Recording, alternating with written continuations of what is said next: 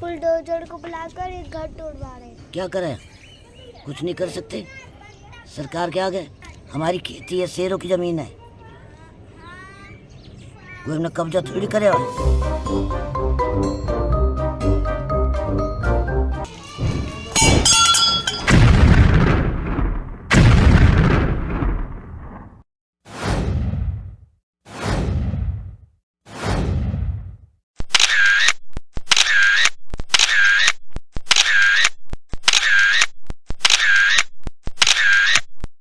जीवन भर की कमाई यहाँ पे लगा दिए हुए, गांव का जमीन बेच के यहाँ पे खरीदे हैं, घर बनाए।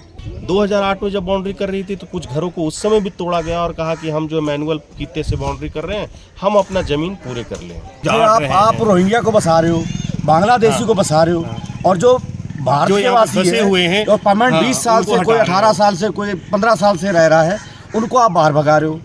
क्या राम का नाम लेना गुनाह है क्या?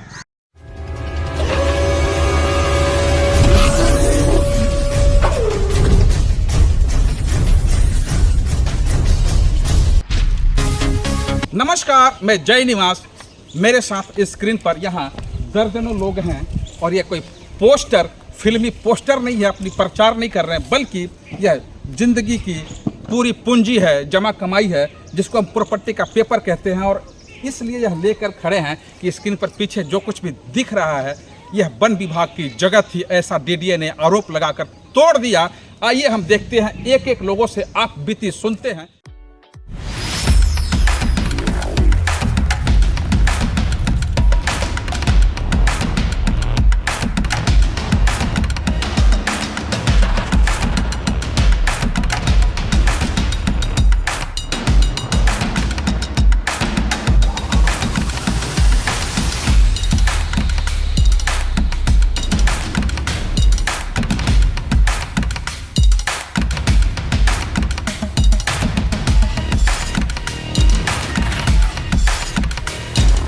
जयपाली 70 साल, क्या कुछ देखो, मेरे 16 साल हो गई यहाँ पर।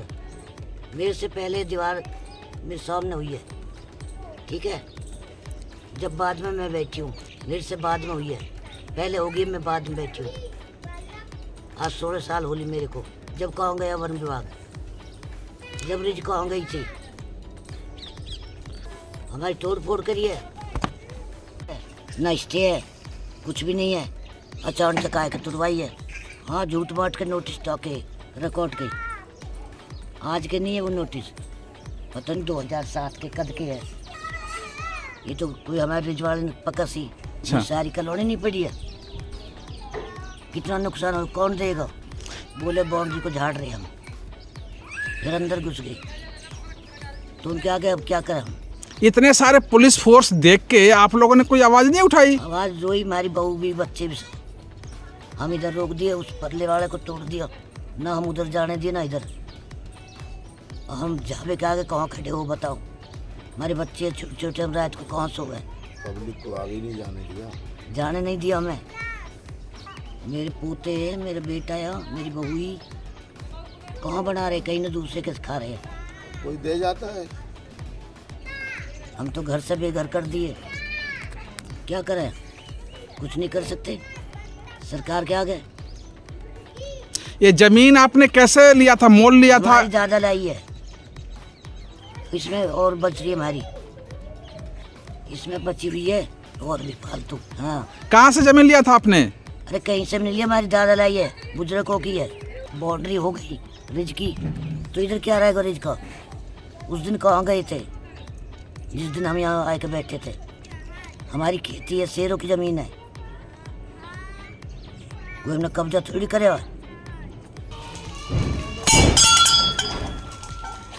अम्मा पीछे कहाँ की रहने वाली है? वो यहीं के है ना, उन्हीं के। तो ये शिमला कॉलोनी, आया नगर, G2। ये डीडीए ने कब कार्रवाई करी? ये भाई साहब परसों कार्रवाई करी, 27 तारीख को और 28 तारीख को। 28 तारीख को पूरा 6 JCB के साथ में, लमसम ITBP के लमसम 500 जवान और पुलिस वाले लमसम 250-300 पुलिस वाले JCB के साथ, पूरे फोर्स के साथ में, डंडे लाठी के साथ में आए और उन्होंने हमें बहुत बुरी तरीके से मारा बेटा। तो ये आपका जमीन वन विभाग में था, आप लोगों का घर? जी, वन विभाग ने तो बहुत 20 साल पहले ही बाउंड्री कर रखी है अपनी। कौन सी बाउंड्री है, दिखाना? ये बाउंड्री है सर, ये बाउंड्री आपकी ये बाउंड्री जा रही है, ऐसे सीधे सीधे जा रही है पूरा, और उसके बाद में ऐसे चल के फिर ये इधर से जाते हुए ये सारी बाउंड्री है। हम बाउंड्री के अंदर है, हमारा बाउंड्री से बाहर को हमारा कुछ भी नहीं है। ये रिच की बाउंड्री है, ऐसे आ रही है और ये पूरी दीवार ऐसे काफ़ी लंबे दूर तक जा रही है। अब मेन बाउंड्री आपको आगे मिलेगी, यही बाउंड्री। उसके बावजूद उन्होंने आके हमारे मकान पे तोड़ फोड़ करी। ये बूढ़ी अम्मा का हाथ पकड़ के बाहर कर दिया। एक बहन जी आईसीयू में एडमिट है, हमें मारा पीटा गया। हमारे पूरी आईटीबीपी के जवान थे और पुलिस फोर्स थी, उन्होंने हमें बहुत मारा। और उसके बाद में सारे मकान तोड़ दिए, जो जहाँ था उनको वहीं ब्लॉक कर दिया गया। लेडीज़ जेंट्स बच्चे कौन क्या कहाँ कैसे अपनी जान बचाने के लिए घूम रहे थे। हमें तो बिल्कुल ये ऐसा लगा कि जैसे हम यहाँ के हैं ही नहीं, हम रोहिंग्या हैं, हम बांग्लादेश से आए हुए हैं। जबकि यहाँ हम लोगों ने तो अपना बचाओ बस जय श्री राम का नारा लगाते लगाते ये राम जी बोलते हुए कि जय श्री राम, उसके बावजूद भी वो लगे रहे, कंटिन्यू चलते रहे। ऐसा लग रहा था जैसे हम बांग्लादेश से आए हुए। 2 लड़की इनका घर तोड़ दिया, सब सामान दबा दिया, उन्होंने डेढ़ साल दबा दिया।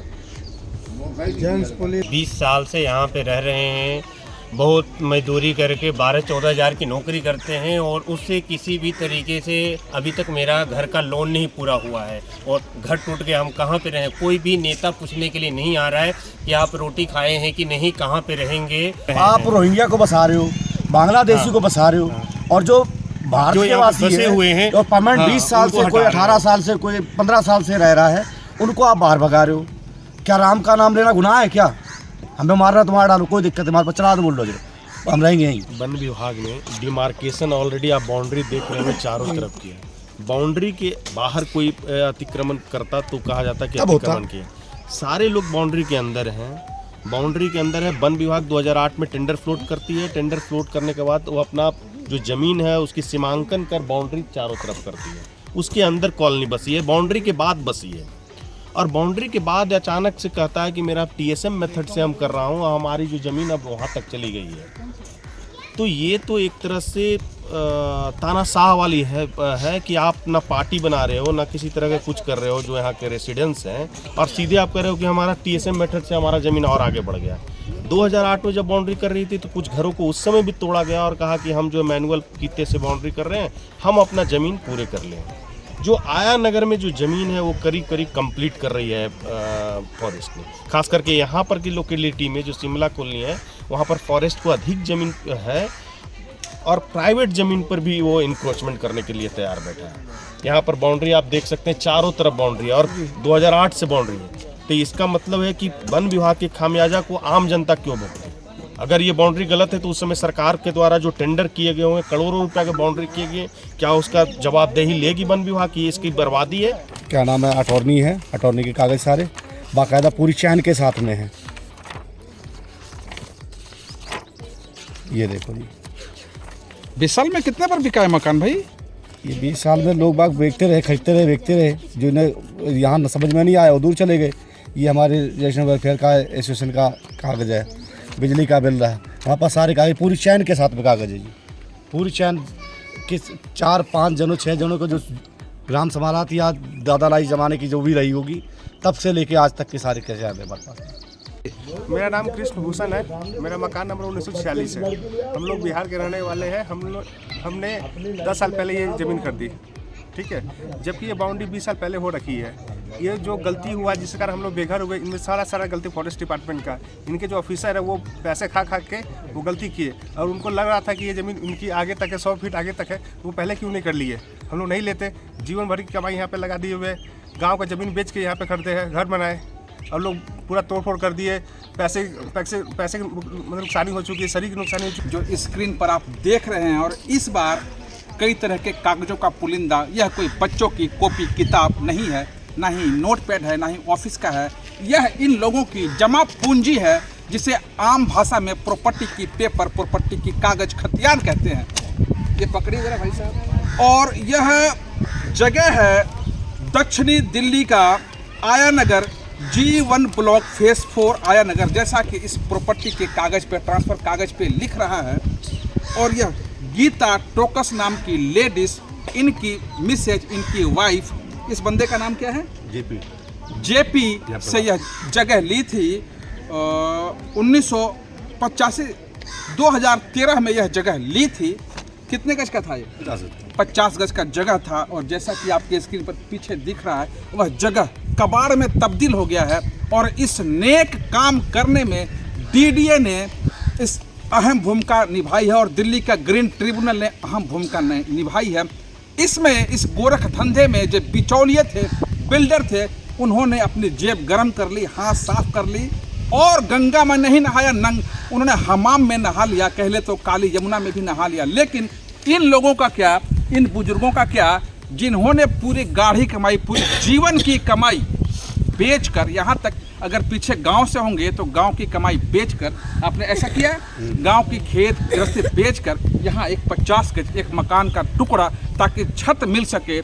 दिल्ली में ऐसे लाखों लोग हैं, पूरे जिंदगी कमा लेते हैं लेकिन एक छत मैसर नहीं होता है।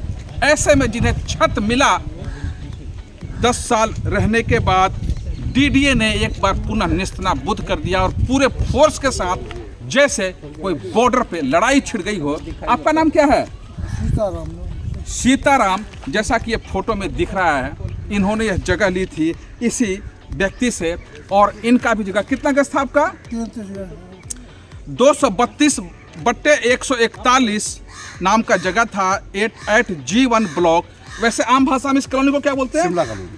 आम भाषा में आया नगर क्षेत्र का यह शिमला कॉलोनी था, जिसे डीडीए ने 3 दिन पहले बिल्कुल प्लेन कर दिया है। इस तरह से कबाड़ में तब्दील कर दिया है, ना तो यहाँ रह सकते हैं और ना ही इसको छोड़ सकते हैं। और जब डीडीए ने तोड़ने आया तो लोगों का आरोप है कि पहले कोई इन्फॉर्मेशन, कोई सूचना पट्टी, कोई एप्लीकेशन, दस्तावेज कुछ भी नहीं दिया और तकरीबन हजारों की संख्या में फोर्स और बुलडोजर के साथ पहुंचा और एक एक करके दर्जनों मकान तोड़ दिए। वैसे तोड़ने तो थे उनके कितने मकान? 4700 मकान।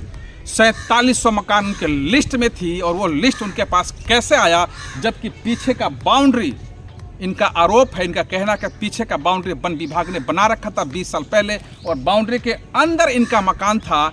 यह जांच का विषय है कि वन विभाग की जगह कितनी थी। फिलहाल दिल्ली में लोगों की छत नसीब नहीं होता और ऐसे में इन बच्चों की, इन बुजुर्गों की छत ही छीन ली। उस अवस्था में कोई ताला बंद करके ऑफिस था, कोई बाहर था, कोई घर में ही था, नोटिस भी नहीं दिया और एक झटके में सबको बराबर कर दिया। ऐसे में कई लोग दुर्घटनाग्रस्त होकर अस्पताल में अभी भर्ती हैं। आप क्या सोचते हैं? कमेंट सेक्शन में जाइए। अगर आपकी दया आती है, इनके छत पे आपका भी घर होगा, इस तरह से कोई हालात ना हो जाए, इसके लिए आंदोलन बलिए, आवाज़ उठाइए। तब तक के लिए जय निवास का जय हिंद।